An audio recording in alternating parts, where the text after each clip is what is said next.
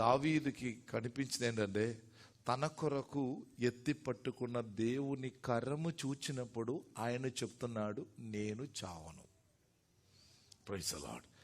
ఈ వాక్యం, ఈ మాట వచ్చినప్పుడు వెంటనే నాకు బైబిల్లో ఉన్న మరొక భాగం గుర్తొచ్చింది. అదేంటంటే, అమాలేకులతో ఇశ్రాయేల్ ప్రజలకు యుద్ధం కలిగినప్పుడు మోషే, హూరు వీళ్ళందరూ కలిసి ఏం చేశారంటే, కొండ మీదకి వెళ్ళి వారి చెయ్యి ఎత్తి పట్టుకున్నారు.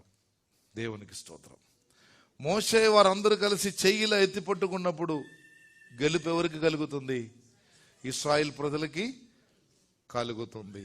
నేను మిమ్మల్ని అడుగుతున్నాను, దేవుడు నియమించినటువంటి మోషే ఇశ్రాయేలు పక్షముగా చెయ్యి ఎత్తి పట్టుకుంటే, ఇశ్రాయేలు గెలుస్తే, నా దేవుడు నీ పక్షముగా కరమెత్తి పట్టుకుంటే నీ బ్రతుకుతావు, చావు నుండి నీ లేపబెడతావు. దేవునికి స్తోత్రము. 2 కరములు చాపి కలువరి కొండ మీద ఆయన ఈ విధంగా చెప్పాడు, దేవా వీరు ఏమి చేయుచున్నారో వారికి తెలియదు గనుక క్షమించమని. దేవుడు క్షమించాడు. దేవునికి స్తోత్రము. ఆ 2 కరములు ఇలాగా చాపబడి, హల్లెలూయా, తన ప్రక్కన ఉన్నటువంటి దొంగకి చెప్పాడు, నీవు నాతో కూడా పరదేశంలో ఉంటావని. ఉన్నాడు.